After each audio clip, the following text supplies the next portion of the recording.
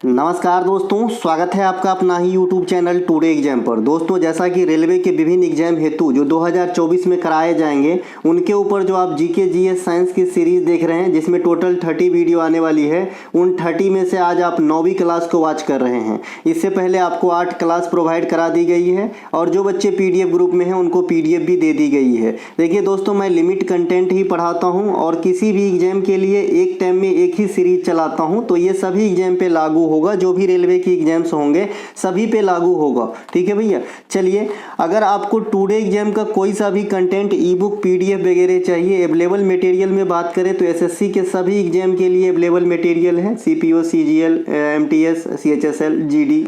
इसके अलावा रेलवे का क्लास जो आप वॉच कर रहे हैं ये रेलवे के लिए, यूपी पुलिस के लिए रेडी मटेरियल है। आपने देखा होगा कि यूपी पुलिस जो एग्जाम कैंसिल हुआ उसमें 75% से भी अधिक क्वेश्चन फंस गए थे मात्र 22, 23, 24 क्लास से, और वही मटेरियल मेरा फिर से काम करेगा यूपी पुलिस में। तो जो बच्चे लिए हैं उन्हें लेने की जरूरत नहीं है, वो वहीं पर है।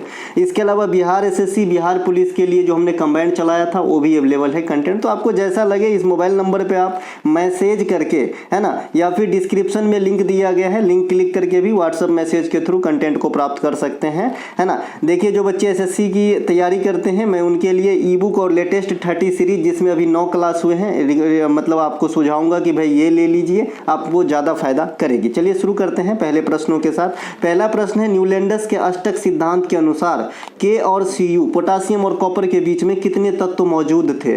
देखिए, ये क्वेश्चन जो है सीजीएल भी पूछा है, आप उल्टा के देख लीजिएगा, ग्रुप डी भी पूछा है, और जो पिछला वाला एनटीपीसी 21 में आया था वो भी पूछा है ना। तो इस प्रकार के जो क्वेश्चन पूछे हैं आज मैं यहाँ पे सफाया करने वाला हूँ, तो जरा आराम से सुनिएगा, ठीक है। तो न्यूलैंडस के अष्टक सिद्धांत के अनुसार के और सीयू के बीच में 7 तत्व मौजूद होते हैं। इस फॉर्म में आपसे क्वेश्चन पूछता है एग्जामिनर कि भाई लेंथेनाइड तत्व और एक्टियोनाइड तत्व जो होते हैं, जो किसी भी आवर्त सारणी के आप नीचे में देखते हैं बॉटम में लिखा होता है, अलग से लिखा होता है, ये दोनों जैसा कि आप देख पा रहे हैं, तो इसमें कितने तत्व होते हैं आपसे पूछता है। तो इन दोनों में 15 तत्व होते हैं, ठीक है। आप नीचे गिनती करेंगे तो 14 ही होगा, लेकिन अगर कलर की, यहाँ देखिए कलर सेम से स्टार्ट हो रहा है कि नहीं हो रहा है, कि नहीं हो रहा है, देखिए ये वाला यहाँ से और ये वाला यहाँ से, तो इनको भी इसी में पकड़ा जाता है। तो 15 तत्व आंसर माना है एसएससी ने, तो आपको भी 15 तत्व करना है लेंथेनाइड और एक्टिनाइड में। बात आया कि भाई ये लेंथेनाइड और एक्टियोनाइड ये आवर्त सारणी के किस ब्लॉक के एलिमेंट होते हैं,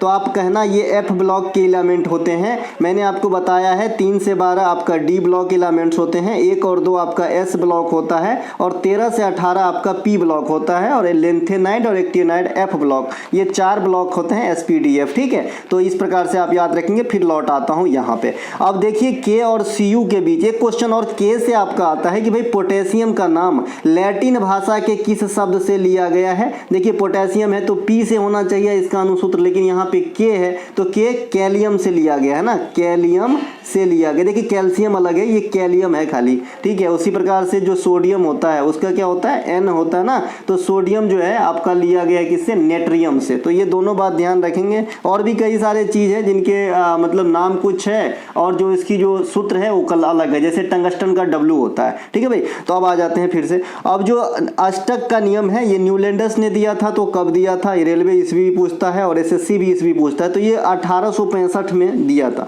अब ये अष्टक का नियम क्या होता है, अष्टक मतलब होता है भाई 8, है ना, और कोई भी तत्व जो रिएक्ट करता है वो अष्टक को पूरा करने के लिए ही करता है। यहाँ पे अष्टक एक अलग चीज है, यहाँ पे अष्टक जो है बाहरी कोश में 8 इलेक्ट्रॉन प्राप्त करने के मतलब संबंध में बात करता है अष्टक। और यहाँ पे जो अष्टक है न्यूलैंडस वाला, एक एक बात को समझेंगे, मेरे क्लास में बोरियत फील मत कीजिएगा, आप समझने की कोशिश कीजिएगा, मजा आने लगेगा, ठीक है। ये जो अष्टक क्लास है, ये जो अष्टक है न्यूलैंडस के अष्टक के नियम में, ये क्या होता है कि मान लीजिए पहला, दूसरा, तीसरा, चौथा, पांचवा, छठा, सातवां और 8वां, न्यूलैंडस ने कहा कि भाई ये पहला तत्व और ये 8वां तत्व का गुणधर्म जो है ना, प्रॉपर्टीज जो है ना, लगभग समान होते हैं। ये काफी हद तक चला भी, लेकिन ये कैल्शियम तक ही लागू हो पाया। तो इससे क्वेश्चन एसएससी पूछता है कि न्यूलैंडस के अष्टक का नियम जो है कहां तक एप्लीकेबल है, तो ओनली कैल्शियम तक एप्लीकेबल है। तो ये क्वेश्चन यहां से ध्यान रखेंगे, यहां पे लिखा भी है, ठीक है भाई। और क्या होता है अष्टक का नियम बता दिया, कब आया, किसने दिया, ये भी बता दिया, है ना, और इस प्रश्न का आंसर भी बता दिया। अब ऐसे कई सारे प्रश्न जो है न्यूलैंडस के अष्टक नियम से आपका क्रिएट होता है। जैसे देखिए अभी आपसे इस K और इस Cu के बीच में पूछा है कि कितने तत्व है, तो 1 2 3 4 5 और इसमें 2 है, CO और NO एक साथ है, तो इसीलिए 7 आंसर है। इसी प्रकार से अगर कल होके आपसे, है ना, कल होके आपसे पूछ ले कि भाई ये IN और ये ZN के बीच में कितने तत्व हैं, तो 1 2 3 4 5 और 2 7, ठीक है, इसमें भी 7 है। इसी प्रकार से अगर आपसे और भी पूछ ले, है ना, कई जगह, जैसे ये देखिए BA और B1 में है, तो ये U से लेके ये TA तक चलेगा, तो 1 2 3 4 5 2 7, U से TA के बीच में भी 7 तत्व है। तो इसमें 5 ऐसे प्रश्न बनते हैं जिनमें 3 का आंसर 7 होता है और 1 का आंसर 8 होता है। 8 वाला अगर आप देखेंगे तो यहाँ पे आपको काउंट करना पड़ेगा कि 8 वाले में कितना होता है ना। 8 वाले भी बन जाते हैं, जैसे यहाँ पर आप देखेंगे, इसको गिनेंगे ना तो ये जो है 8 वाले में आ जाएगा। ठीक है भाई, चलते हैं आगे, है ना।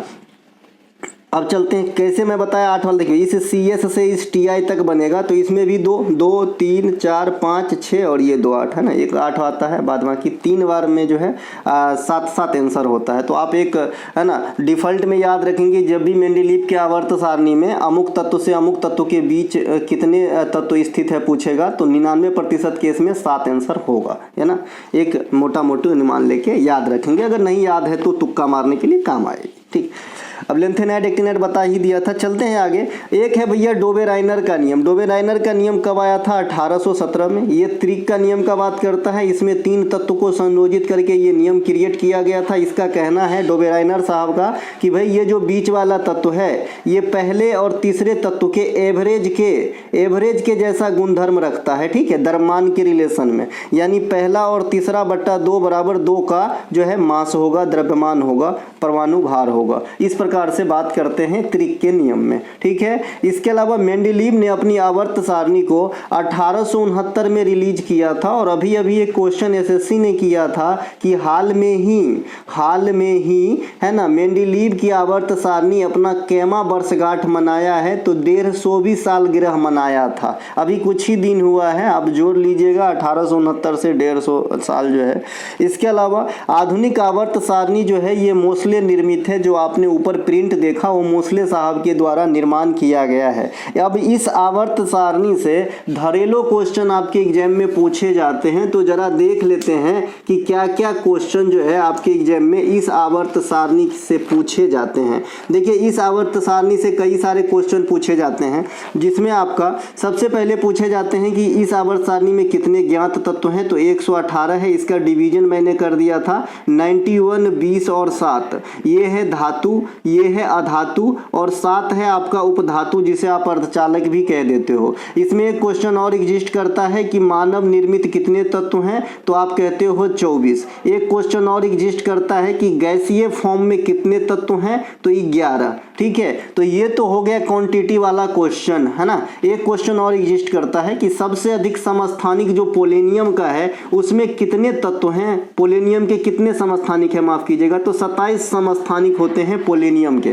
तो ये जो है कुछ आंकड़े वाले क्वेश्चन जो आपके आवर्त सारणी से आते हैं। सबसे बेसिक आंकड़े वाले क्वेश्चन 7 आवर्त और 18 वर्ग है आपके आवर्त सारणी में, ये पूछे जाते हैं। ठीक है भाई, तो ये कुछ आंकड़े वाले क्वेश्चन। इसके अलावा भी कई सारे क्वेश्चन बनते हैं आवर्त सारणी से, जैसे आपसे पूछता है ना, कि आवर्त सारणी में सबसे अधिक क्रियाशील अधातु कौन सा है। सबसे अधिक क्रियाशील अधातु की बात कर रहे हैं हम, नॉन मेटल की बात कर रहे हैं, तो जो फ्लोरीन है ना, ये फ्लोरीन आपका हैलोजन ग्रुप में आ जाएगा, समूह 17 का तत्व है। ये सबसे अधिक जो है अभिक्रियाशील अधातु है, अभिक्रियाशील अधातु है।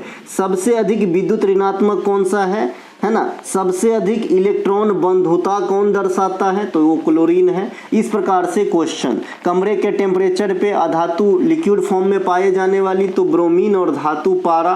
इस प्रकार से कुछ क्वेश्चन यहाँ से आपके एग्जाम में बनते हैं आवर्त सारणी के रिगार्ड में। ठीक है, 2 क्वेश्चन और रहता है, मिट्टी के तेल में डुबा के रखे जाने वाली धातु या चाकू से कटने योग्य धातु, तो आप कहते हो सोडियम होता है ना। सोडियम जो होता है ये आपके मिट्टी के तेल में डुबा करके रखे आते हैं, क्योंकि ये हवा के संपर्क में आने से अभिक्रिया करके जलने लगता है या जल के संपर्क में भी जलने लगता है, ठीक है। और ये चाकू से काटे योग्य जो है धातु है। ये सब आपके आवर्त सारणी से। अब आवर्त सारणी के जो गुणधर्म है ये भी आपसे पूछा जाता है। ये तो हो गया भैया आपके मोटे मोटे तौर पे। गुणधर्म क्या कहता है आधुनिक आवर्त सारणी का, कि ये जो है परमाणु क्रमांक पे आधारित होता है। पहले वाला जो मेंडेलीव साहब का कॉपी था वो परमाणु भार पर आधारित हुआ करता था। आधुनिक आवर्त सारणी के एक प्रॉपर्टीज में और ये अच्छा प्रॉपर्टीज है कि एक जैसे जाति के तत्व को एक जैसे जगह पे ही रखा गया है, ठीक है। फिर हमने 13 जो 18 समूह है उसको आपको याद करवा दिए हैं। पहले याद कराने के लिए बहुत ईजी है, 1 और 2 को एक साथ यानी एस ब्लॉक एलिमेंट्स को एक साथ याद करेंगे, जिसे हम अल्कलाइन मेटल कहते हैं। 3 से 12 को डी ब्लॉक एलिमेंट संक्रमणीय धातु यानी धात्विक तत्व कहते हैं, है ना। 13, 14, 15, 16, 17, 18 इन सब का प्रथम अक्षरी के नाम पे ही तत्व का नाम दिया जाता है। कुछ के अलग नाम भी है, जैसे 16 को आप केल्कन कहते हैं, 17 को हेलोजन ग्रुप कहते हैं और 18 को नोबेल गैस फैमिली कहते हैं, ठीक है भाई। ये सब ध्यान रखेंगे। हम बढ़ते हैं आगे। एक प्रश्न पढ़ाऊंगा तो समझ लीजिए एक चैप्टर के जैसा काम करता है, तो बोरियत फील नहीं कीजिएगा, समझ रहे होंगे। तो ऐसा समझिएगा कि एक चैप्टर हम पढ़ रहे हैं, ठीक है। कोई आपको टॉपिक वेज में 50 मिनट के वीडियो में इतना बात करेंगे, मैं एक प्रश्न के साथ आपको जितना चाहिए उतना दूंगा, ठीक है। इसके अलावा ये आवर्त सारणी के जो परमाणु आकार और जो आप घटता है बढ़ता है ये बहुत ही इंपॉर्टेंट है। भी आए हैं और अच्छे अच्छे बच्चे एग्जाम में गलती करके आते हैं क्योंकि याद नहीं कर पाते हैं। देखिए यहाँ पे मैंने है ना एक इमेज रखा है, परमाणु का आकार कब बढ़ेगा या घटेगा। तो वर्ग में अगर आप ऊपर से नीचे आते हैं वर्ग में, वर्ग सबसे पहले किसे, जो खड़ा हुआ है वो वर्ग है, और जो लेटा हुआ था 7 गो वो क्या था, आवर्त था। ये आवर्त है और ये आपका ग्रुप है, वर्ग है। तो वर्ग में अगर आप ऊपर से नीचे आते हैं तो परमाणु आकार बढ़ता है, विद्युत धनात्मकता बढ़ती है, आयनन ऊर्जा घटती है, ऋणात्मकता घटती है, इलेक्ट्रॉन बंधुता घटती है। अब जैसे एक रहेगा ना, है ना, तो अगली बार ज़्यादातर केस में विपरीत होती है, ठीक है। देखिए घटती है तो बढ़ती है, घटती है बढ़ती है, घटती है बढ़ती है, बढ़ती है घटती है, बढ़ती है घटती है। दूसरा विपरीत होता है, समझ रहे हैं। तो परमाणु वर्ग वाला याद कर लीजिए या आवर्त वाला याद कर लीजिए, दूसरा विपरीत हो जाता है। ये याद करने की तरीका है। परमाणु का आकार वर्ग में ऊपर से नीचे ज्यों-ज्यों आप आएंगे तो क्या होता है, बढ़ता है। तो उसी प्रकार से आवर्त में अगर आप बाएं से दाएं चलने की कोशिश करेंगे तो ये चीज़ जो है घटेगा, ठीक है, इस प्रकार से। तो आप इसे याद कर सकते हैं। मैंने तरीका बता दिया है। एक को याद करना है, दूसरा अपोजिट होता है, हालांकि वो आवर्त के रिलेशन में होते हैं लेकिन अपोजिट होता है, ठीक। इसके अलावा मार्च 2024 में साइमन हैरिस किस देश के सबसे युवा प्रधानमंत्री के तौर पे नियुक्त हुए हैं? तो ये आयरलैंड के युवा प्रधानमंत्री के रूप में नियुक्त हुआ है। देखिए आयरिस जो है, आयरलैंड जो है, यहाँ से संविधान में भी काफ़ी कुछ ग्रहण किए गए हैं। साथ ही साथ आयरिस जो लेडी हैं एनी बेसेंट, ये भारतीय संविधान के स्वतंत्रता संग्राम में अहम योगदान दिए हैं। तो यहाँ से एक क्वेश्चन जो न्यू बन रहा है आपके लिए इंपॉर्टेंट हो सकता है। तो आयरलैंड में जो युवा प्रधानमंत्री बने हैं इनका नाम है हैरिस, है ना। इसके अलावा यूपीएससी में महानिदेशक के तौर पे हंसा मिश्रा को नियुक्त किया गया है। आपने अगर करंट अफेयर वाली वीडियो नहीं देखा है जो 2024 के 2 पार्ट में आए, एक पार्ट और आएंगे, वो जरूर देख लीजिएगा, है ना। या फिर जो टॉपिक वाइज पीडीएफ आपको दिया गया है ई बुक के फॉर्मेट में 60 से एबव पेज का, उसमें देख लीजिएगा, इंक्लूड है ना।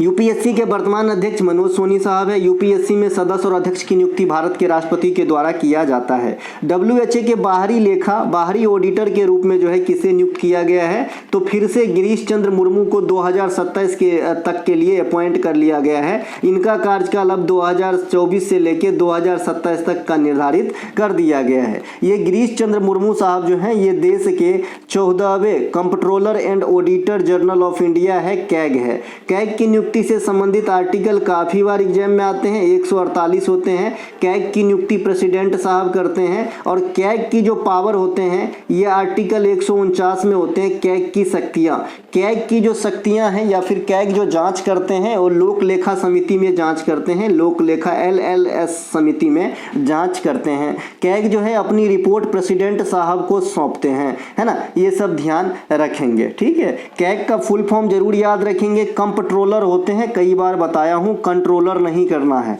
WTO के अंदर भारत का स्थायी राजदूत के रूप में ब्रिजेंद्र नवनीत तैनात थे। अब इनका कार्यकाल समाप्त हो गया, तो 2024 में सेंथिल पंड्यान को अपॉइंट किया गया है। WTO की स्थापना 1995 में गैट के स्थान पे होती है और इसकी जो हेडक्वार्टर है ये जिनेवा के अंदर है। एक क्वेश्चन आपसे पूछता है एग्जामिनर कि जनगणना 2011 किस पंचवर्षीय योजना में WTO की स्थापना हुई, ये भी आपसे पूछता है। ठीक है, ये भी आपसे पूछता है। ठीक है, तो 8वीं में चले जाएंगे। और ये भी आपसे पूछता है कि भारत WTO का सदस्य कब बना, तो इसका भी आंसर 1995 ही होता है, यानी ये संस्थापक देशों में शामिल है। जब स्थापना हुआ उस समय से ही सदस्य है भारत। ठीक है, इसके अलावा हाल में ही फ्रांस के सबसे कम उम्र के प्रधानमंत्री गैब्रियल अटल बने हैं। अब अटल बिहारी वाजपेयी साहब के जैसा ही इनका नाम है, तो याद रखने में काफ़ी इजी है। और ये क्वेश्चन इसलिए आएंगे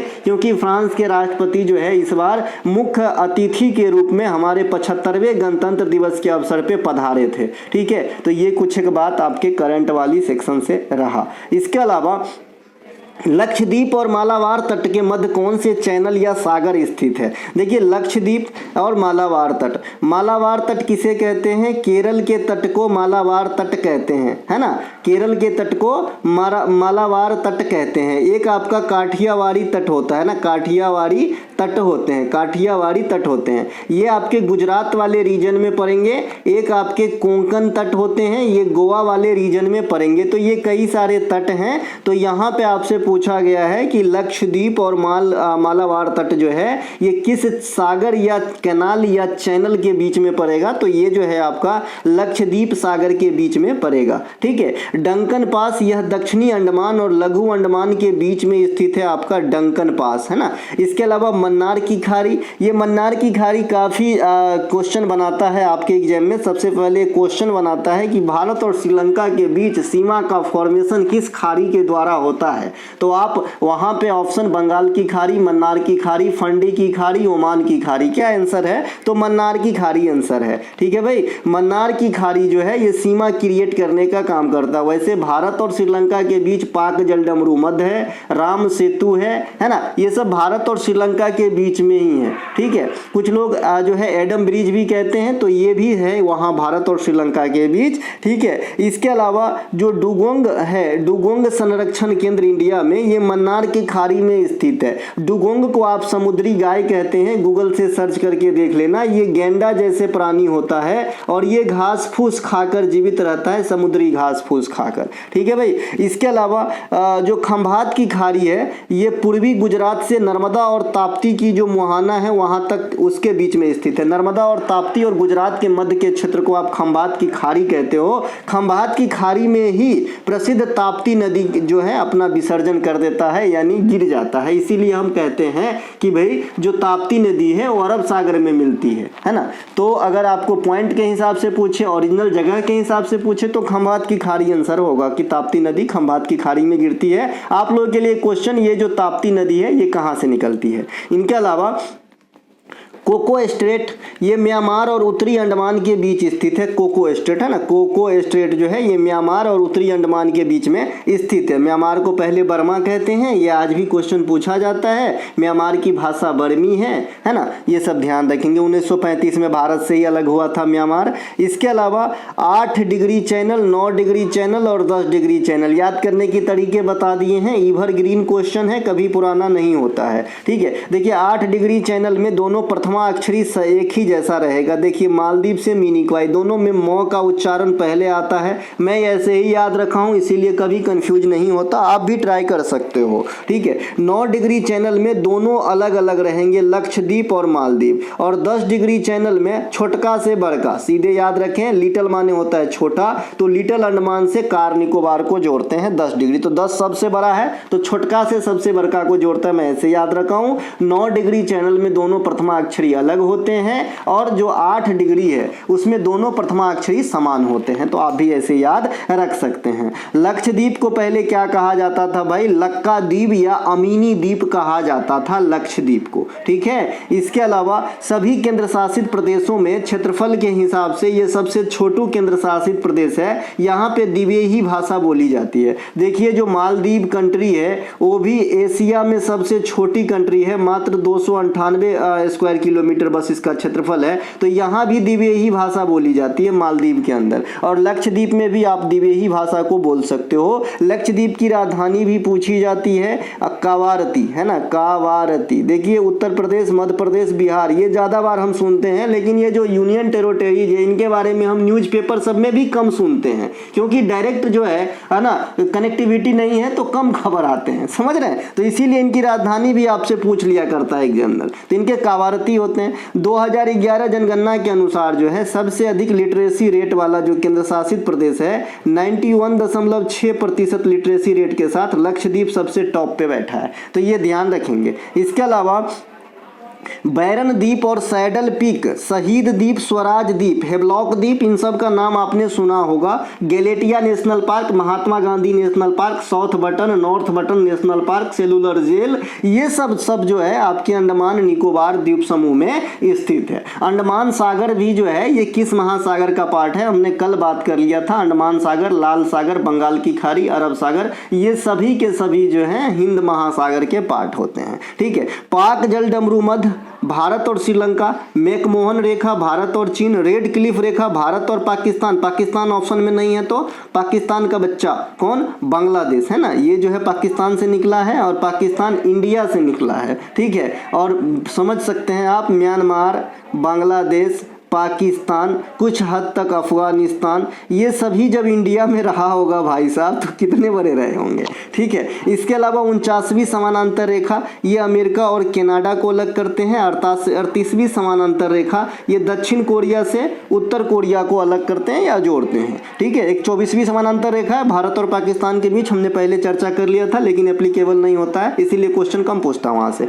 भारतीय संविधान के संदर्भ में सूची 1 और सूची 2 को मिलान करना है। यहाँ पे राज्यपाल की नियुक्ति केंद्र के द्वारा किस देश के संविधान से लिए गए हैं? कनाडा के संविधान से लिए गए हैं। प्रस्तावना की भाषा ये ऑस्ट्रेलिया के संविधान में जाएगा। राज्यसभा में निर्वाचन प्रणाली ये दक्षिण अफ्रीका के संविधान में जाएगा, और दोहरी संसदीय व्यवस्था ये ग्रेट ब्रिटेन के संविधान में जाएगा। भैया इस प्रकार से आप इसे मैच करके यहाँ पे आपको मिलान दिया गया है। चलते हैं आगे।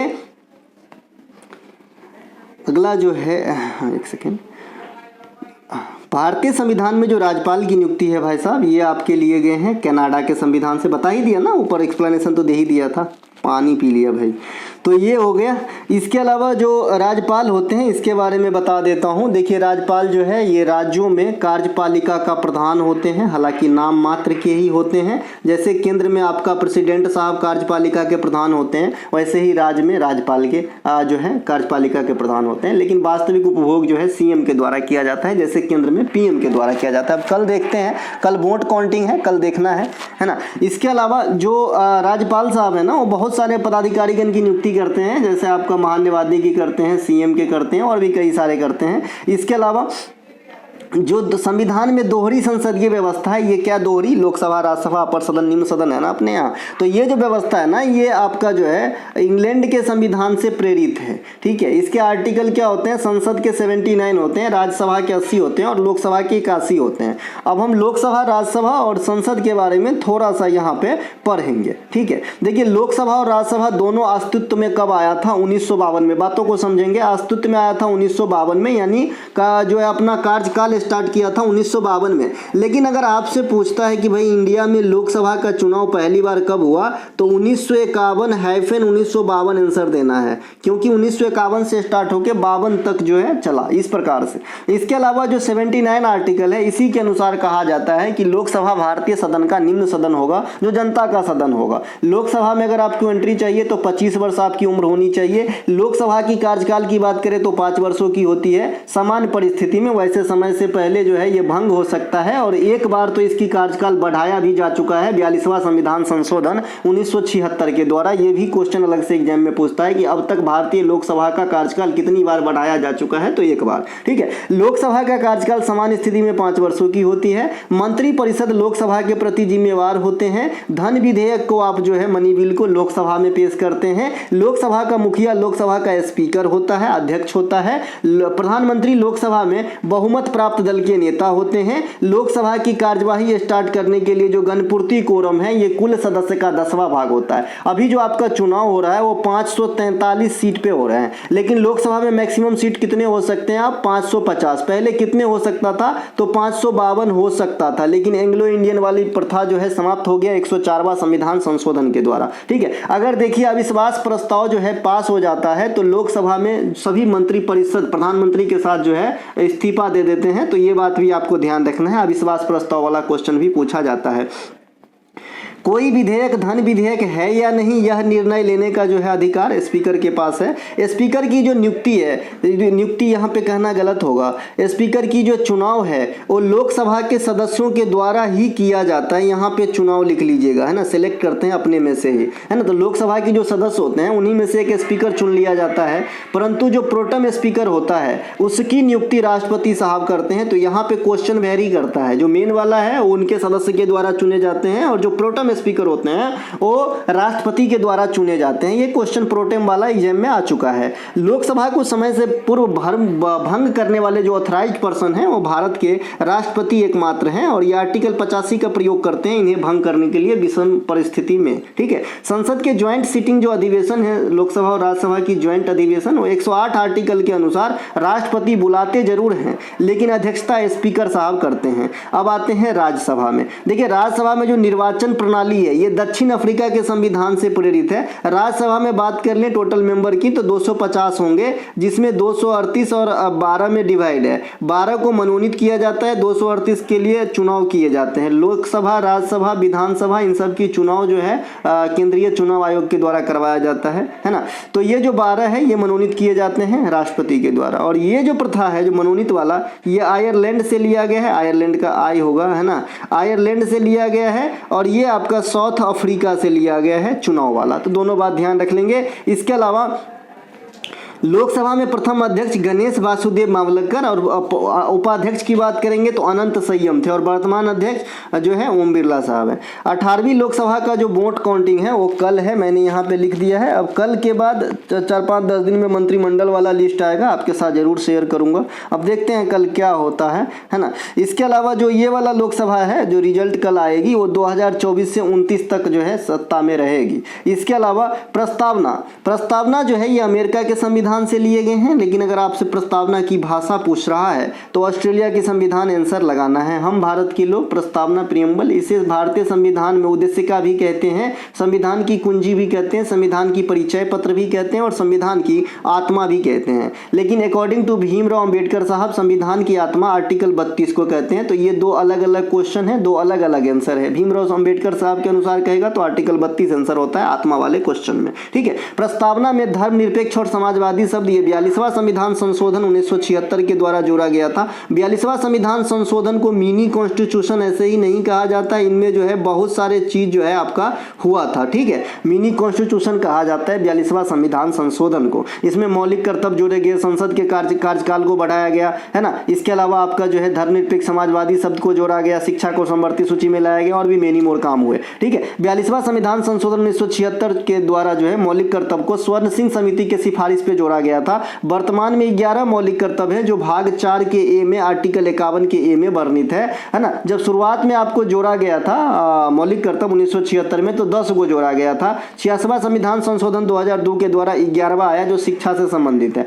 आपके सामने 11 मौलिक कर्तव्य का लिस्ट है, क्योंकि यहाँ से हाल फिलहाल के दिनों में क्वेश्चन पूछना स्टार्ट किया एग्जामिनर, बीच से घुस के क्वेश्चन पूछते हैं। आपसे पूछ देगा कि भाई वैज्ञानिक सोच, मानवतावाद और जांच और सुधार की भावना का विकास, है ना, मौलिक कर्तव्य के अंतर्गत किस आर्टिकल में है, तो आपको आंसर देना है 51 के ए के एच में है। ठीक है भाई, तो इस प्रकार से आप देख लीजिएगा, पीडीएफ तो आपके पास जाएगा अगर आप लेते हैं तो, है ना। इसके अलावा सीमेंट के निर्माण में सबसे अधिक उपयोग की जाने वाली कच्चा पदार्थ कौन सा है? सीमेंट के निर्माण में सबसे अधिक उपयोग की जाने वाली कच्चा पदार्थ कौन सा है? तो ये है कैल्शियम कार्बोनेट, है ना, कैल्शियम कार्बोनेट है ना। तो ये चूना पत्थर भी आप इसे कह सकते हो, चूना पत्थर भी कह सकते हो। कैल्शियम कार्बोनेट मेटामॉर्फिक चट्टान है, संगमरमर का भी यही सूत्र होता है। तो ये काफ़ी वैरी करता है बात, है ना, फिर भी आपको CaCO3 ये कैल्शियम सीमेंट के उत्पादन में जो है सबसे ज़्यादा उपयोग होने वाला रॉ मटेरियल है, कच्चा पदार्थ है। ठीक है, सीमेंट का जो पहला फैक्ट्री इंडिया में लगा, ये 1904 में चेन्नई में अपना उत्पादन प्रारंभ किया, हालांकि विस्तृत पैमाने पे नहीं हो पाया। इसके अलावा पोर्टलैंड सीमेंट का आविष्कार सबसे पहले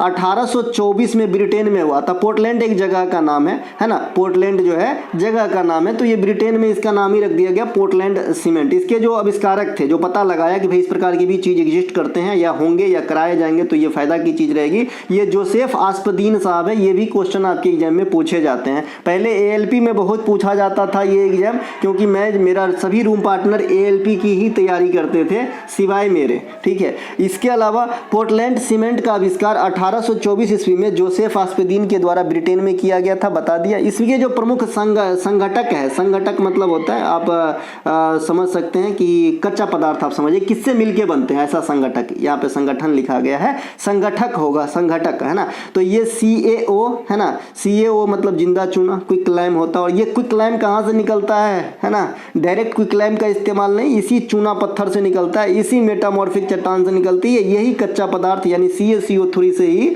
जो है आपका CaO निकलता है। ठीक है, इससे ग्रहण करता है या प्रदान करता है या निकलता है। फिर SiO2 ये मिट्टी से निकलते हैं, Al2O3 ये भी मिट्टी से निकलते हैं। ये सब सीमेंट उत्पादन के रॉ मटेरियल है। ठीक है, तो आपसे क्वेश्चन कैसे करेगा एग्जामिनर, जरा सुन लीजिए। सीमेंट उत्पादन में निम्नलिखित में से किसका उपयोग नहीं किया जाता? तो ये तीनों तो किए जाते हैं, एक इसमें और भी कुछ रहेगा जो आप उससे आंसर कर सकते हैं कि नहीं किया जा सकता। ठीक है, इसके अलावा सीमेंट के उत्पादन में कच्चे पदार्थ बता दिया कि भाई CaCO3 से CaO यानी क्विकलाइम की जो है निकाल के उपयोग करते हैं उत्पादन में। चिकनी मिट्टी से काफ़ी कुछ निकलता है, सिलिका निकलता है, एल्यूमिना निकलता है, फेरिक ऑक्साइड निकलता है, जिप्सम। देखिए सबसे पहले जिप्सम का सूत्र भी डायरेक्ट एग्जाम में पूछा जाता है, क्योंकि ये क्वेश्चन क्यों बनाता है, क्योंकि क्वेश्चन इसलिए बनाता है, आपको पता होगा कि भाई जो प्लास्टर ऑफ पेरिस है, प्लास्टर ऑफ POP है ना, तो ये जो प्लास्टर ऑफ पेरिस है ये जिप्सम के निर्जलीकरण से प्राप्त होता है। एक क्वेश्चन बनता है कि जिप्सम के कितने भाग जल का निर्जलीकरण हो जाता है प्लास्टर ऑफ पेरिस में, है ना, तो हाफ H2O बच जाता है, हाफ H2O बच जाता है इस प्रकार से, है ना। तो ये जो है जिप्सम का सूत्र है। इसके अलावा निर्जलीकरण से आपका बनेगा क्या, प्लास्टर ऑफ पेरिस। सीमेंट में हमने दो क्रिया होती है, सीमेंट बनाने की प्रक्रिया में दो प्रमुख क्रियाएं होती है, जल योजन होती है, हाइड्रेशन, आपने डिहाइड्रेशन सुना होगा, धूप लगने से हो जाती है ना, ज़्यादा शरीर से जो है जल निकल जाता है, उसे डिहाइड्रेट होना बोलते हैं, डिहाइड्रेशन बोलते हैं। उसी प्रकार से इसका अपोजिट है ये हाइड्रेशन, जल योजन होता है, एक जल अपघटन होता है, हाइड्रोलाइसिस की प्रक्रिया होती है। ये दो मुख्य प्रक्रिया होती है सीमेंट के उत्पादन में या जमने की प्रक्रिया में। ठीक है, इसके अलावा जो है ना, सीमेंट की जो जमने की प्रक्रिया है ये कौन सी अभिक्रिया का उदाहरण होगा, ग्रुप डी में पूछा गया, 2022 की क्वेश्चन है। बहुत सारा जो है इस प्रकार का क्वेश्चन 2022 में कॉमन कर लिया था इन्होंने रेलवे के अंदर कि ये अमुक अभिक्रिया किसकी है, प्रकाश संश्लेषण कैसी अभिक्रिया है ना, ये सीमेंट का जमना कैसा है ना, बेकिंग सोडा को गर्म करने पे कौन सी अभिक्रिया का उदाहरण है, इस प्रकार से। तो ऊष्माक्षेपी अभिक्रिया होते हैं ये, है ना। रेडॉक्स अभिक्रिया काफी पूछे गए, जो ऑक्सीकरण अपकरण एक साथ में होता है। कई सारे अभिक्रिया मैंने आपको मौखिक रूप से भी समझा चुका है भाई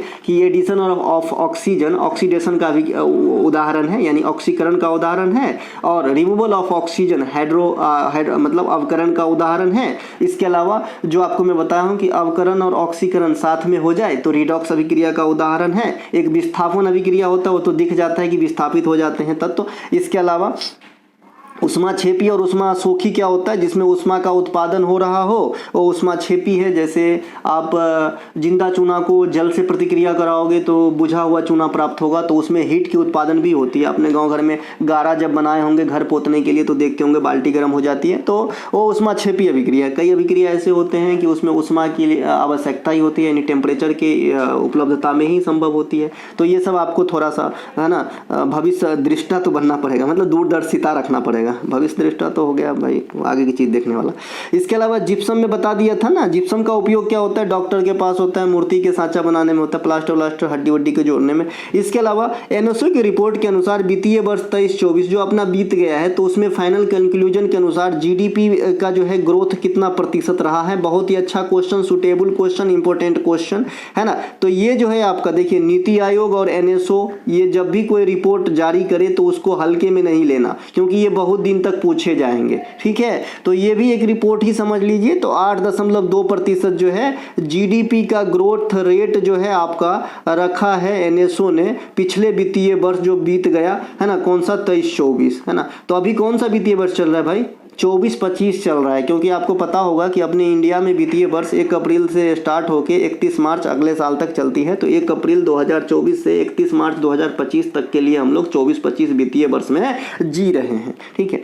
अब देखिए 8.2% इस बार का हो गया। पिछला जो इससे पिछला वित्तीय वर्ष था यानी 22-23 के लिए जो इन्होंने डिसाइड किया था वो 7% रहा था, यानी 7% रहा था। तो कुछ ना कुछ यहाँ भी वृद्धि है। अब बहुत ज़्यादा अंदर डेप्थ में जाके क्वेश्चन जब एग्जामिनर करता है तो 22-23 के अनुसार 23-24 में जीडीपी में है ना, जीडीपी में कितने प्रतिशत की वृद्धि हुई, तो इस 7 के अकॉर्डिंग जो है 8.2 में कितने प्रतिशत की हुई, यहाँ से भी क्वेश्चन बन सकते हैं। तो आपको जो है थोड़ा बहुत दिमाग जो है लगाना पड़ेगा। इसके अलावा एनएसओ और सीएसओ इन दोनों संस्था पहले अलग अलग हुआ करता था, दोनों को मिला के क्या बनाया गया, एनएसओ बनाया गया। ये एनएसएसओ है नमूना सर्वेक्षण, और ये सीएसओ है ना, सांख्यिकी संगठन। इन दोनों को मिला के एनएसओ बना दिया गया, ठीक है भाई।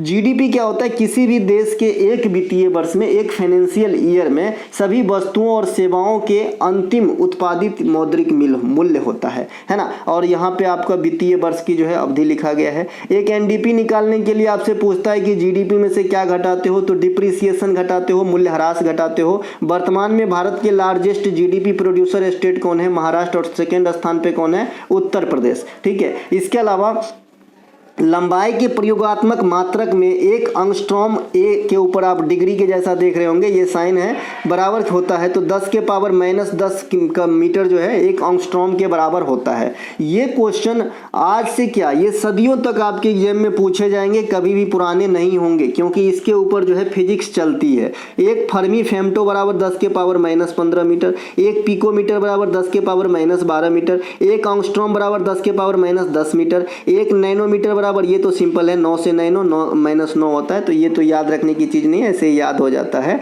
1 मैक्रोमीटर 10 के पावर -6, और मैक्रोन का मान भी पूछता है 0.001 है ना, mm। तो ये भी आपके एग्जाम में कई दफ़ा पूछे गए हैं। इसमें सारे ऑप्शन भी वैसे ही रहता है, देखिए 0.001 mm रहेगा, 0.01 mm रहेगा, 0.0001 mm रहेगा। तो इसमें अब बच्चे कंफ्यूज हो जाते हैं, तो आपको ध्यान रखना है 2 जीरो के बाद 1 होता है, यानी 3 ही वर्ड होते हैं दशमलव के बाद mm में, 10 के पावर -6 को जब आप सॉल्व करते हैं। तो 1 प्रकाश वर्ष बराबर, ये तो कई बार आपने पढ़ा होगा, यहाँ पे मीटर में दिया गया है, अगर आप इसे किलोमीटर में रूपांतरित करना चाहते हैं तो 3 पावर कम हो जाता है, 9.46 गुने 10 के पावर 12 किलोमीटर हो जाता है। यहाँ पे 3 अंक के पास लिखा है तो 9.467 लिखा है, आप 7 को छोड़ सकते हैं। इसके अलावा खगोलीय मात्रक, ये इंपॉर्टेंट है, याद रखना है। 1 पारसेक बराबर बता दिए थे है ना, 1 पारसेक बराबर देखिए घात के फॉर्म में और वैसे, तो घात के फॉर्म में क्या होता है, 3.086 गुने 10 के पावर 16 मीटर होता है, और वैसे बात करेंगे तो 3.26 लाइट ईयर होता है। अब ये लाइट ईयर का फॉर्मूला तो आप पहले से यहाँ से आपने देख लिया होगा, खगोलीय मात्रक जो लाइट ईयर, सॉरी इधर प्रकाश वर्ष ये वाला, तो इसके समय इसको और 3.26 से गुना कर देंगे तो 1 पारसेक की वैल्यू आ जाएगी, और इसको अगर सॉल्व करेंगे तो इतना ही आएगा। तो आप दोनों फॉर्म में याद रखें, घात वाले में 16 पावर होता है और वैसे 3.26 लाइट ईयर होता है पारसेक का वैल्यू, और ये खगोलीय मात्रक में सबसे बड़ी होती है। अब यहाँ पे निगेटिव वाला आपने देखा, पॉजिटिव वाला एक्सा पूछते हैं 18 है ना, ये साइन बहुत कम पूछता है, खाली डायरेक्ट मान ही पूछता है। पेटा 10 के पावर 15, टेरा 10 के पावर 12, माइनस वाले में क्या था, 10 के पावर -12 वाले में क्या था, एक बार रिवीजन कर लेंगे, 10 के पावर -12 वाले में क्या था, साथ में पढ़ लेंगे, ठीक रहेगा, पीको है ना। 10 के पावर 9 वाले में क्या है, वहाँ पे क्या था, नैनो था, यहाँ पे क्या है, 10 के पावर 9 में क्या है, यहाँ पे गीगा है, गीगा है ना। इसके अलावा मेगा 10 के पावर 6, वहाँ पे क्या था, मैक्रो किलो 10 के पावर 3, है ना, हेक्टो 10 के पावर 2, डेका 10 के पावर 1। अब फिर माइनस में नीचे होने लगा, तो एक साथ भी यहाँ पे भी आप नीचे देख सकते हैं, जब माइनस में जाता है तो यही 10 के पावर 9 आपका नैनो बन गया, यही 10 के पावर 12 आपका पिको बन गया, 15 फेमटो बन गया, 18 एटो बन गया। ठीक है, तो इस प्रकार से आप इसे याद रखेंगे, है ना। जितना हो सके जो कम से कम प्रचलन में हो जरूर याद रखें। पिको, नैनो, ये तो आपको ऐसे ही याद रहेगा 12 9। जो याद नहीं हो रहा है उस पर फोकस करें। किस प्राचीन कालीन शासक के लिए वायु पुराण में भद्रसार शब्द का इस्तेमाल हुआ है? बिंदुसार को भद्रसार भी कहा जाता है ना। अमित घात्र भी कहा जाता है बिंदुसार को। बिंदुसार मौर्य वंश के सेकेंड शासक हुए और अशोक साहब के पिताजी हैं। मौर्य वंश की स्थापना चंद्रगुप्त मौर्य ने धनानंद को हरा के किए थे, जो अंतिम शासक हैं आपके नंद वंश के। और प्रथम शासक नंद वंश के कौन थे? महापदम, है ना। चंद्रगुप्त मौर्य को सेंडोक्रॉट्स कहकर संबोधित किसने किया है? जस्टिन। ये जब आप बीपीएससी वगैरह के एग्जाम देंगे तो ऐसा क्वेश्चन बहुत ज्यादा खोजता रहता है वहां पे डिबिया लेके। इसके अलावा चाणक्य, विष्णुगुप्त, कौटिल्य, ये तीनों एक ही महाशय के नाम है ना। ये कानून के ज्ञाता हैं। ये राजनीति शास्त्र के ऊपर एक किताब लिखा जिनका नाम है अर्थशास्त्र। ठीक है, ये पुस्तक अभी भी पूछा जाता है। अर्थशास्त्र के लेखक कौन है? तो किससे संबंधित है? कानून या राजनीतिक विद्या से। मौर्य वंश के बारे में जानकारी आपको विशाखा दत्त द्वारा रचित मुद्रा राक्षस में भी मिलेगा। मुद्रा राक्षस में जो है चंद्रगुप्त मौर्य के लिए ब्रिसल शब्द का इस्तेमाल हुआ है, इस प्रकार से, है ना। इस प्रकार से ब्रिसल, ब्रिस वाला नहीं, राशि नहीं होता है क्या, उस वाला ब्रिस है और फिर लॉ जुड़ा हुआ है, ये थोड़ा अलग सौ लिख गया है, ब्रिसल, है ना। तो ब्रिसल शब्द का इस्तेमाल जो है चंद्रगुप्त मौर्य के लिए मुद्रा राक्षस में है। चंद्रगुप्त मौर्य 305 ईसा पूर्व में, माफ कीजिएगा, सेल्यूकस निकेटर को हराया। और सेल्यूकस निकेटर को हराने के बाद जो उनके दरबारी थे मेगास्थनीज, ये चंद्रगुप्त मौर्य के दरबार में आने लगे। इसके कारण थे, मैंने पहले ही बता चुका है कि जो है प्रोटेक्ट करने के लिए आया था उनकी पत्नी को, है ना, मतलब देख रेख करने, कहीं सता तो नहीं रहा है ना। इसके अलावा इन्होंने इंडिका नामक ग्रीक भाषा की एक पुस्तक लिखी। कौन? ये अपना कौन सा भैया? मेगास्थनीज। ठीक है, इंडिका कौन लिखा है? मेगास्थनीज। इसके अलावा चंद्रगुप्त मौर्य जैन धर्म की दीक्षा भद्रबाहु से लिए थे, है ना। जैन धर्म के प्रथम तीर्थंकर और अंतिम की बात कर लेते हैं तो प्रथम ऋषभ देव हैं और अंतिम भगवान महावीर हैं जो 24वें हैं। और जैन धर्म के फाउंडर की बात करेंगे तो ऋषभ देव ही होगा, लेकिन अगर ओरिजिनल फाउंडर, वास्तविक फाउंडर की बात करेंगे तो आपका भगवान महावीर आंसर करना है ना। जैन धर्म में 2 शाखा हुआ करते थे, जैसे बौद्ध धर्म में हीनयान महायान, वैसे ही जैन धर्म में स्वतंबर और दिगंबर। ठीक है, भद्रबाहु कल्पसूत्र की रचना किए थे, है ना, कल्पसूत्र की रचना भद्रबाहु किए थे। इसके अलावा बुद्ध चरित्र जैसा वहां पे है ना अश्वघोष का, वैसे ही जैन धर्म में आप कलसूत्र को मान लीजिएगा। इसके अलावा जैन धर्म के चंद्रगुप्त मौर्य का उत्तराधिकारी बिंदुसार हुआ। बिंदुसार को भद्रसार, सिंहसेन, अमित घात्र सभी नाम से जानते हैं। ठीक है, जैन धर्म के तीसरे सम्राट, है ना, सम्राट अशोक ने सम्राट अशोक बिंदुसार के पुत्र थे। अशोक के काल में निम्नलिखित घटना घटी थी, जरा देखेंगे। ठीक है, कि अशोक ने के काल में कौन कौन सी घटना घटी थी। ठीक है भैया,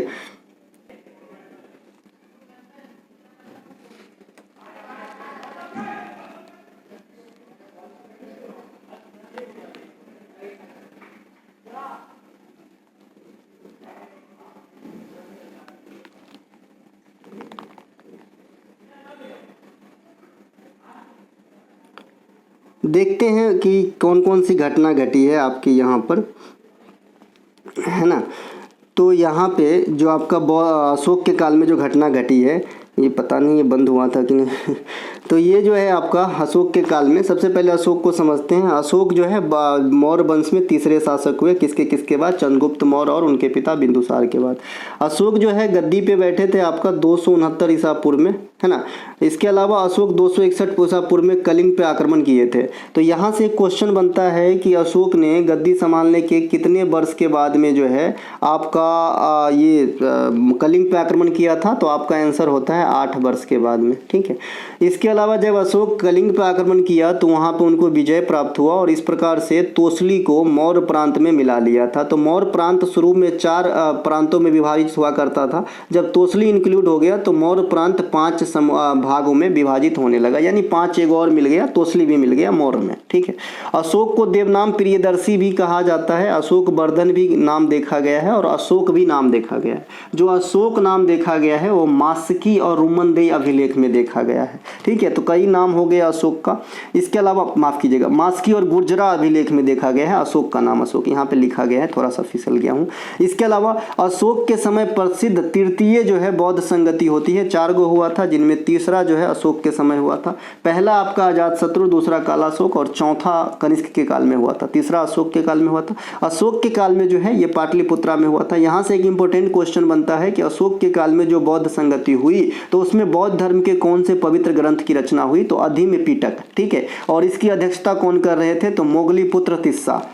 अशोक के शासन में जो आया उससे पहले अशोक जो है कौन से पोस्ट पे थे और कहाँ का शासक था, तो अशोक उससे पहले अवंती का गवर्नर हुआ करता था, राज्यपाल हुआ करता था, ठीक। अशोक जो है सत्ता संभालने के 8वें वर्ष कलिंग युद्ध और 10वें वर्ष बोध गया तथा 20वें वर्ष लुम्बिनी की यात्रा की। तो ये 3 है आपके टाइम फॉर्मेट में अशोक से बनने वाली क्वेश्चन। अशोक के सभी शिलालेखों में सबसे बड़ी शिलालेख की बात करेंगे तो 7वां और सबसे छोटा रुमनदेह होता है। अशोक की शिलालेख जो है ब्राह्मणी, खरोष्टी, ग्रीक और अरमाइक इतने लिपि में लिखे गए हैं। शुरुआत में 4 प्रांत, फिर अशोक के द्वारा जीता गया तोसली मिला के 5 प्रांत हो गए। मौर्य वंश के शासन लगभग 137 ईयर तक रहा और मौर्य वंश के अंतिम शासक बृहद्रथ, इसकी हत्या पुष्यमित्र शुंगा ने किया था और फिर शुंगा वंश की स्थापना किए थे, है ना। इसके अलावा जो अशोक है वो धमोय के स्तूप, सांची का स्तूप ये सब भी बनवाए थे, याद रखेंगे। इसके अलावा जिन वस्तुओं का उपयोग साथ साथ किया जाता है उन्हें क्या कहते हैं, उन्हें पूरक वस्तु कहते हैं।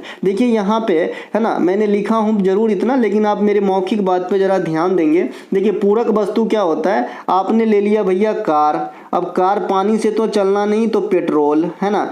तो अगर आप कार लिए हो तो पेट्रोल की खपत बढ़ेगी, ठीक है। कार है तो पेट्रोल भी बिकेगा, है ना। अगर कारें नहीं रहेगा तो पेट्रोल कोई पीने के लिए तो इस्तेमाल होती नहीं है तो नहीं बिकेगा। तो ऐसे वस्तुओं को हम पूरक वस्तु कहते हैं। क्या कहते हैं, पूरक वस्तु कहते हैं। जैसे पूरक कोण आपने देखा होगा ना कि एक अगर थीटा है तो दूसरा 90 माइनस थीटा होता है, इसे बोलते हैं पूरक कोण, है ना। तो उसी प्रकार से यहाँ पे पूरक का इस्तेमाल 2 के पेयर में है और दोनों का क्या है, साथ में इस्तेमाल किया जाता है, एक के बिना दूसरा अधूरा है, ठीक है। तो जैसे मोटरसाइकिलें हैं और फ्यूल नहीं है तो क्या काम का है, तो पूरक वस्तु हो गया। अब पूरक वस्तु से आपसे क्वेश्चन एग्जामिनर करता है कि पूरक वस्तु में ये 2 वस्तु है ए बी, दोनों अपने आप में पूरक वस्तु है, तो अगर ए की वैल्यू, ए की जो है प्राइस इंक्रीज हो रहे हैं तो बी में क्या फर्क पड़ेगा, तो बी का जो है मांग घटेगा। क्यों भाई, पेट्रोल का कीमत बढ़ जाएगा, लोग जो है इलेक्ट्रिक, अब मैं एग्जांपल दे रहा हूँ, इलेक्ट्रिक स्कूटर की तरफ शिफ्ट करेंगे तो जो पेट्रोल से चलने वाली मोटरसाइकिलें हैं वो कम खरीदेंगे,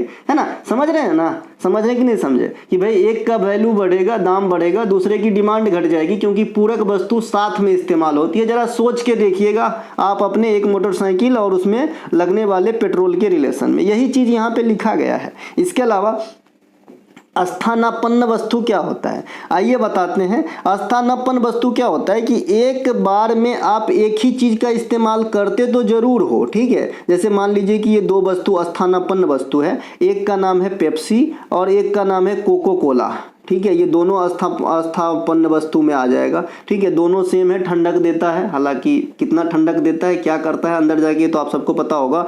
तो ये जो पेप्सी और ये कोला है, ये दोनों लोग में से कोई एक टाइम में जनरली एक ही पीते हैं। अगर मान लीजिए पेप्सी की प्राइस काफ़ी ज़्यादा बढ़ने लगा तो कोला का डिमांड बढ़ने लगेगा, क्योंकि पेप्सी लोग कम खरीदेगा, दाम बढ़ रहा है, और वही काम कोला भी कर रहा है तो लोग कोला से काम चला लेंगे, ठीक है भाई। जैसे जो नशेरी जो लोग नशा करते हैं, है ना, मान लीजिए कि सिगरेट पी रहे हैं अभी और सिगरेट की जो है दाम काफ़ी बढ़ गए तो वो लोग क्या करेंगे, फिर बीड़ी की मांग बढ़ा देंगे। ये दोनों स्थानापन्न वस्तु है। अगर आप मजाकिया फॉर्म में लेना भाई, कोई ना पीना, ये बहुत ही घातक चीज़ है। इसके अलावा, है ना, इसके अलावा निम्न स्तरीय वस्तु क्या होता है। अब जैसे निम्न स्तरीय वस्तु क्या होता है कि किसी आदमी की मजदूरी मान लीजिए 500 रुपया रोज है ना, 500 रुपया जो है रोज है। अब अचानक से उसकी जो है 1000 रुपये रोज हो गई उसकी सैलरी बढ़ के, है ना। तो अब क्या होता है कि पहले जो 30 रुपये केजी वाला चावल खाता था, अब वो उनका मन होगा कि भाई 40 रुपये केजी वाला चावल खाऊं, है ना, कोई फर्क नहीं पड़ता भाई, सैलरी बढ़ गई है।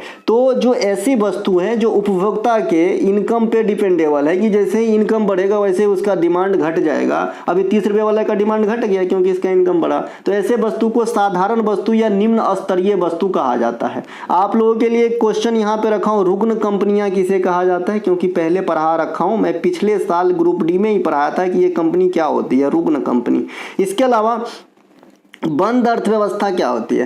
देखिए, बंद अर्थव्यवस्था होती है कि आयात निर्यात बिल्कुल ठप होना, न मैं तुमको दूंगा न लूंगा, तो ऐसे देश प्रगति नहीं कर पाते हैं, ऐसी अर्थव्यवस्था को बंद अर्थव्यवस्था कहते हैं। देखिए, जो बेरोजगारी होती है, यहाँ से भी क्वेश्चन आपके एग्जाम में काफ़ी पूछे जाते हैं बेरोजगारी के संबंध में। तो ये बेरोजगारी के संबंध में चक्रीय बेरोजगारी, प्रच्छन्न बेरोजगारी, मौसमी बेरोजगारी और बेरोजगारी क्या होता है ये तो बच्चा जानता होगा, खास करके इंडिया में, है ना। तो ये जो चक्रीय बेरोजगारी है, ये क्या होता है कि जब मार्केट में उछाल और गिराव आता है तो उसके कारण उत्पन्न होता है ना। ये जो है आपका अर्थव्यवस्था पे सीधे डिपेंड है। अर्थव्यवस्था में अगर उछाल आ रहा है तो चक्रीय बेरोजगारी, है ना, घटेगी, अगर गिर गया तो फिर बढ़ेगी, तो इसे चक्रीय बेरोजगारी कहते हैं। ये किस पे डिपेंडेबल है? मार्केट पे डिपेंडेबल है। प्रच्छन्न बेरोजगारी, प्रच्छन्न मतलब छुपा हुआ भी होता है, लेटेंट गौन भी होता है। तो प्रच्छन्न बेरोजगारी क्या होता है कि जैसे कोई फर्म है, वहां पे काम है 5 ही आदमी का, लेकिन लगे हैं 10 आदमी, तो 5 आदमी का पावर जो है वेस्ट हो रहा है, ठीक है।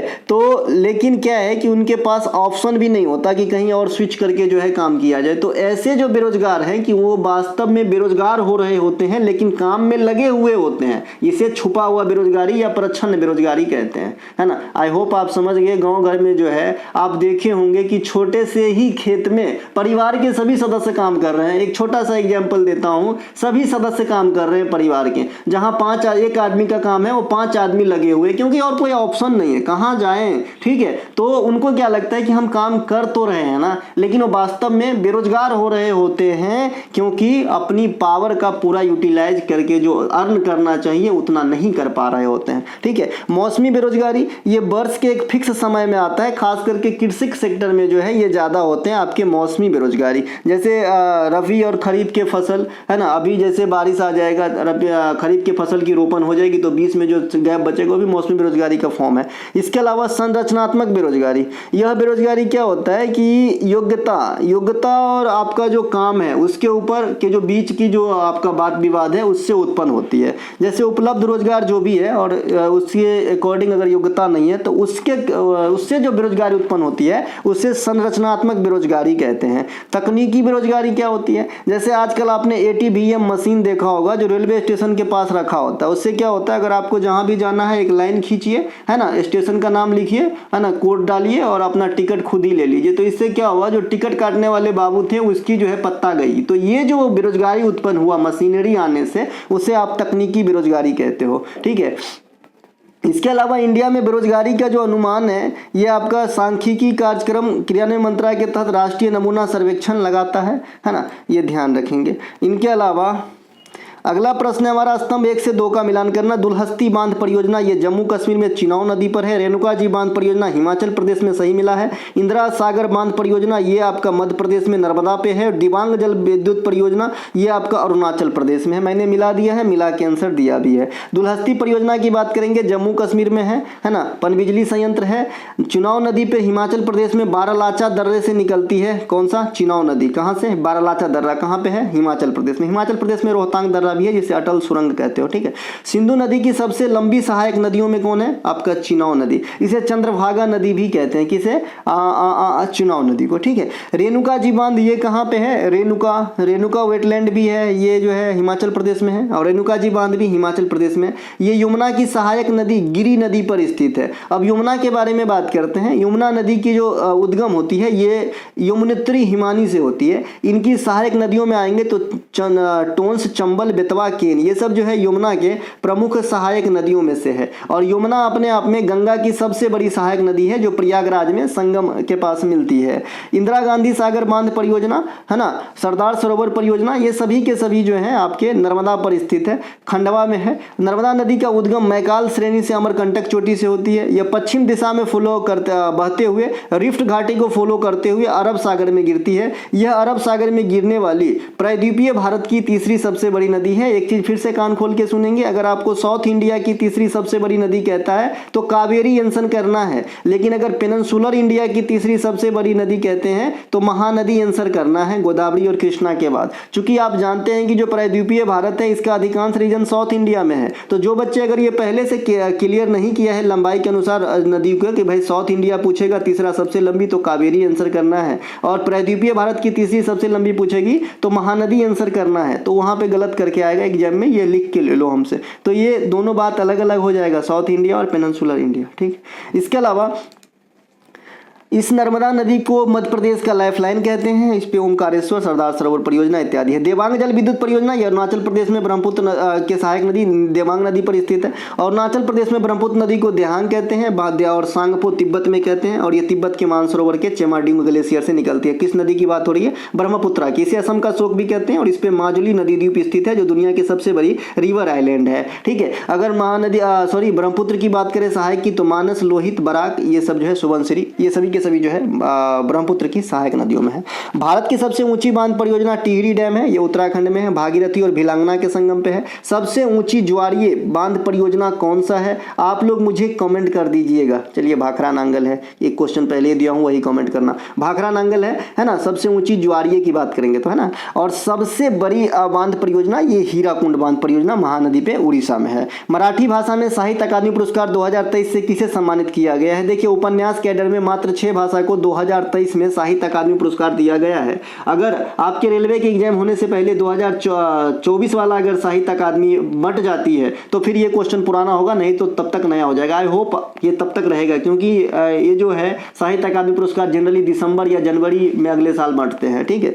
इसके अलावा तो कृष्णात खोट हो जाएगा, जो मराठी भाषा में उपन्यास के लिए 2023 के साहित्य अकादमी पुरस्कार जीते हैं। 6 लेखक जो उपन्यास कैडर में साहित्यिक भाषा में साहित्य की जो है आपका ये साहित्य अकादमी पुरस्कार जीते हैं। उपन्यास के लिए 6 राइटर हैं, इनके नाम आप नीचे देखेंगे।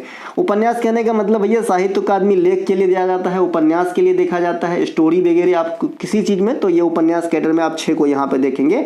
तो हिंदी भाषा के लिए साहित्य अकादमी संजीव साहब को दिया गया है। मुझे पहचानो उपन्यास के लिए। नीलम शरण गौर को अंग्रेजी भाषा में रेक्यूमिन रागा जानकी के लिए। सादिका नवाब शहर को उपन्यास राजदेव की अमराई उर्दू भाषा के लिए दिया गया है। तो 3 गो ही हो गया जो बड़े बड़े भाषा है इंडिया के। इनके अलावा जो यहाँ पे बंगला में स्वप्निमय चक्रवर्ती को, इसके ऊपर कृष्णात खोट को मराठी में, और आपको राजशेखरन को तमिल भाषा में। तो ये 6 वो भाषा है जो उपन्यास में जीता है इस बार का साहित्य अकादमी पुरस्कार 2023, ठीक है। ध्यान रहेगी, एक आध तो जरूर ध्यान रख लेना, कम से कम अंग्रेजी और हिंदी, ठीक है, क्योंकि ऑप्शन छाटने में काम आ जाएगा। इसके अलावा साहित्य अकादमी पुरस्कार जो है नेशनल लेटर्स के द्वारा, नेशनल एकेडमी ऑफ लेटर्स के द्वारा 1954 से प्रदान किया जा रहा है। और ये वर्तमान समय में 24 भाषाओं में, यानी 22 संवैधानिक, एक राजस्थानी और एक अंग्रेजी, 24 भाषा में दिया जाता है।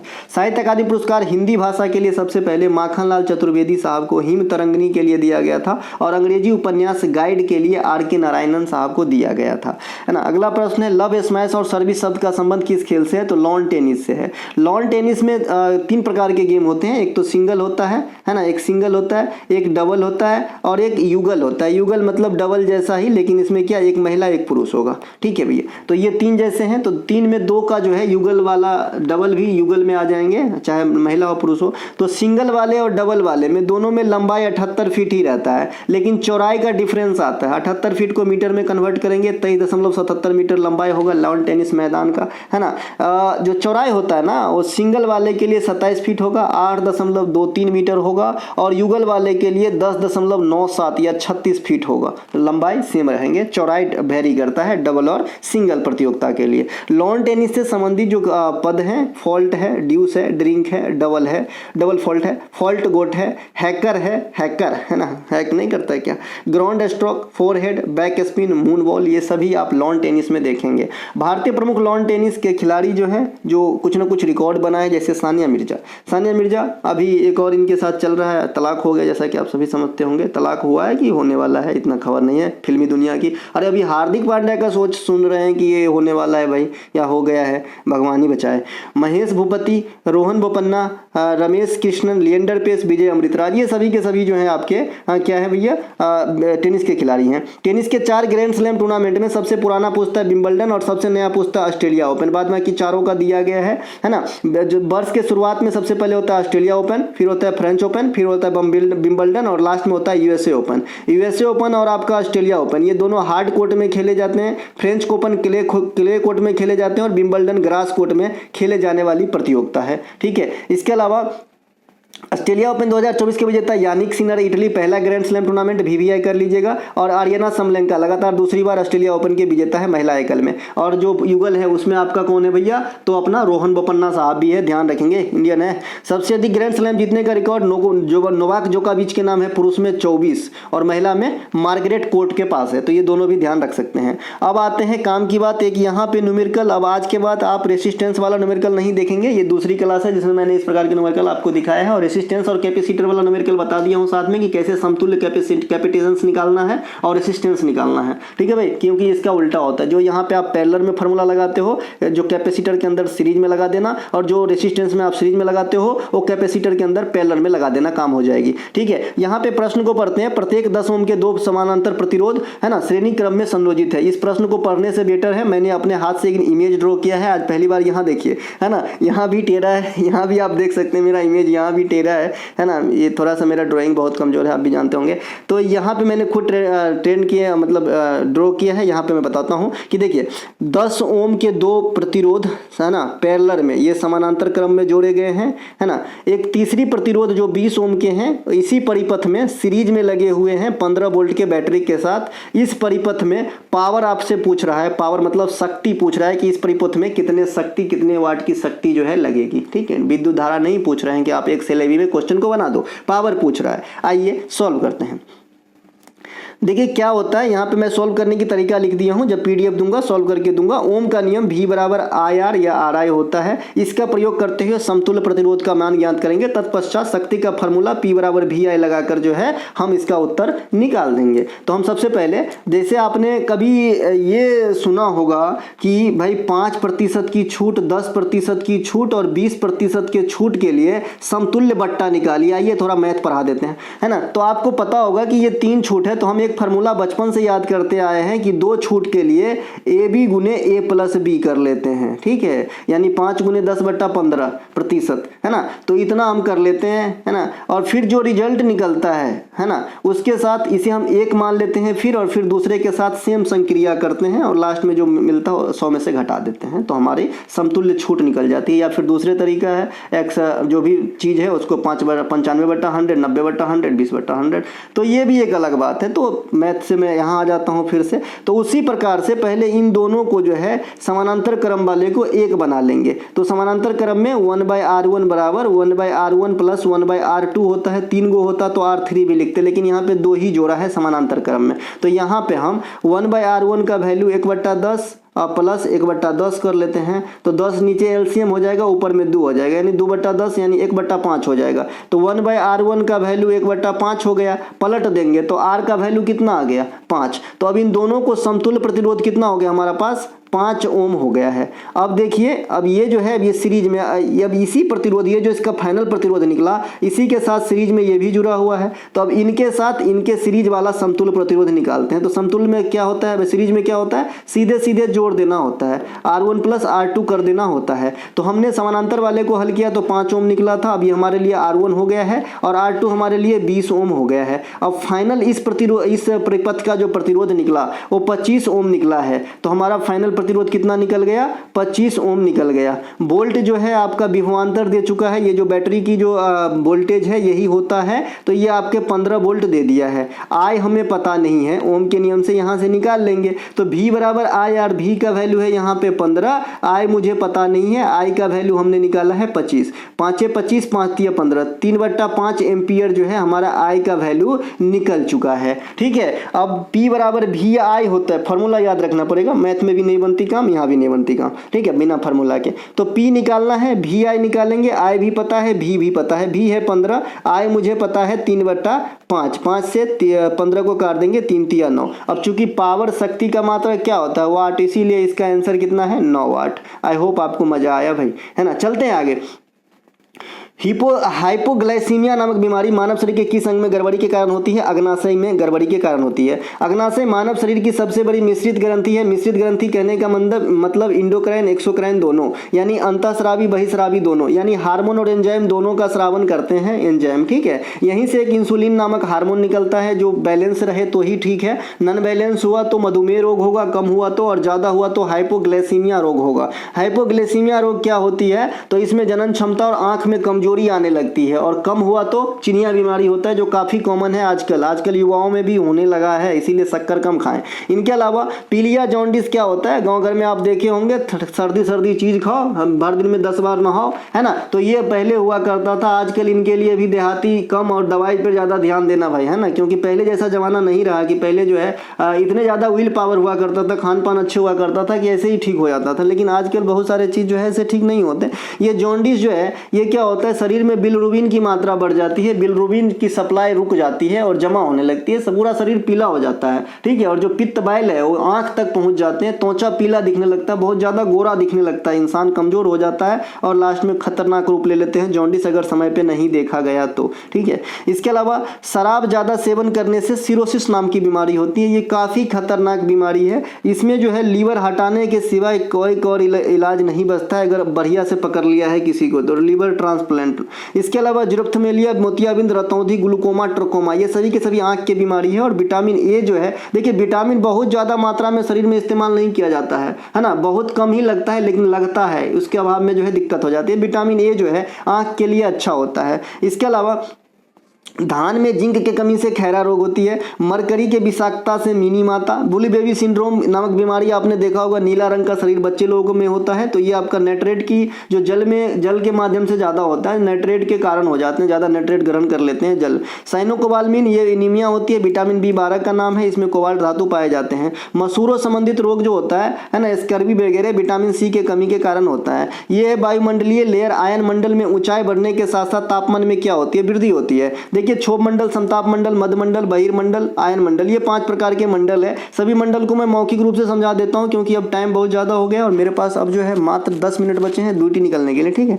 देखिए ये जो है आपके 5 जो है आप यहाँ इमेज से देख रहे होंगे, सबसे नीचे ऊपर मैं यहीं बता देता हूँ क्या क्या होता है। ये थर्मोस्फेयर जो होता है ये सबसे निचली लेयर है, अगर हमारे माथा के ऊपर आप हाथ बढ़ाएंगे तो सबसे पहले थर्मोस्फेयर आएगा, ठीक है। थर्मोस्फेयर जो है इसी में सभी प्रकार की मौसमी घटना, जैसा कि आप यहाँ पे देख पा रहे होंगे, बिजली कड़क रहा है, मेघ वर्षा हो रहा है, तो सभी प्रकार के मौसमी घटना यही होते हैं। इसमें क्या होता है 165 मीटर ऊपर अगर आप जाते हैं इस मंडल में तो 1 डिग्री टेम्परेचर का लॉस होता है, इसे समान ह्रास दर कहा जाता है। इस लेयर की जो हाइट है ये 8 से 16 किलोमीटर है, 8 ध्रुव पे होता है जो सबसे कम होता है, तो वैसे 13 से 16 किलोमीटर NCERT किताब मानता है, ठीक है।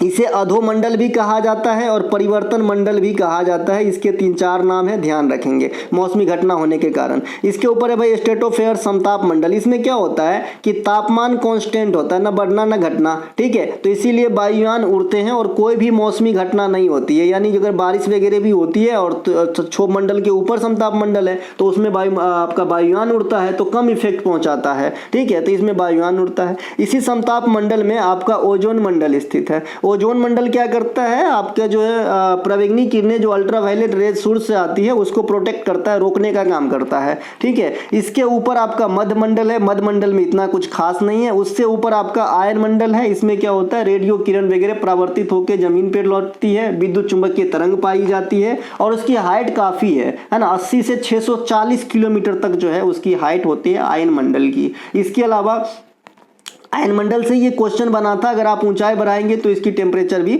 बढ़ेगी। इसके अलावा सबसे लास्ट जो है वो बाहरी मंडल है, उसके बारे में इतना कुछ क्वेश्चन आज तक एग्जाम में नहीं आया है। इसके अलावा ये लास्ट क्वेश्चन है इस वीडियो का, अगर अच्छा लगा हो अब तक तो लाइक जरूर कर देना और कोई भी कंटेंट के लिए डिस्क्रिप्शन में लिंक है, क्लिक करके आप बाय कर सकते हैं बहुत ही मिनिमम प्राइस पे, इतने मिनिमम प्राइस पे कि आप सोच भी नहीं सकते हैं। और मैं बता दूं कि आप ये छोटे छोटे जो प्राइस खर्च करेंगे हमारे ऊपर, इसकी बड़ी बड़ी फायदा आपको एग्जाम में मिलेगी। हाल में ही मेताई समुदाय के लोग भारत के किस राज्य में निवास करते हैं, मणिपुर में, चर्चा का विषय में रहा था। भारत के असम प्रांत में बोडो समुदाय, मध्य प्रदेश में अधिकांश जनजातीय समुदाय निवास करते हैं। मोनपा जनजाति आपके अरुणाचल प्रदेश में, चकमा शरणार्थी बांग्लादेश में निवास करते हैं। ओंग जनजाति काफी पूछे जाते हैं अंडमान निकोबार में। मसाई समुदाय के लोग अफ्रीका में रहते हैं। निग्रोइड पिग्मी ये भी अफ्रीका में ही रहते हैं। एक्सिमो कनाडा में रहते हैं। इग्लू इसके बर्फ के घर जो होते हैं। ग्रीनलैंड में टुंड्रा प्रदेश में निवास करते हैं। गारो खासी जयंतिया ये आपके सिक्किम में निवास करते हैं। यहाँ पे माफ़ कीजिएगा सिक्किम नहीं होगा, ये गारो खासी जयंतिया मेघालय में होगा भाई, मेघालय में होगा, इसे मेघालय कर लेना है ना। मेघालय में पहाड़ी भी है, गारो खासी जयंतिया और आपका जनजाति भी है। चंग जनजाति, आपने चंग संग लोक नृत्य का नाम सुना होगा। एक चंग संग लोक नृत्य होता है, ये नागालैंड का है, ये नागालैंड में पाया जाता है। नागा जनजाति भी नागालैंड में। तो दोस्तों मिलेंगे हम अगले वीडियो में, तब तक के लिए जय हिंद।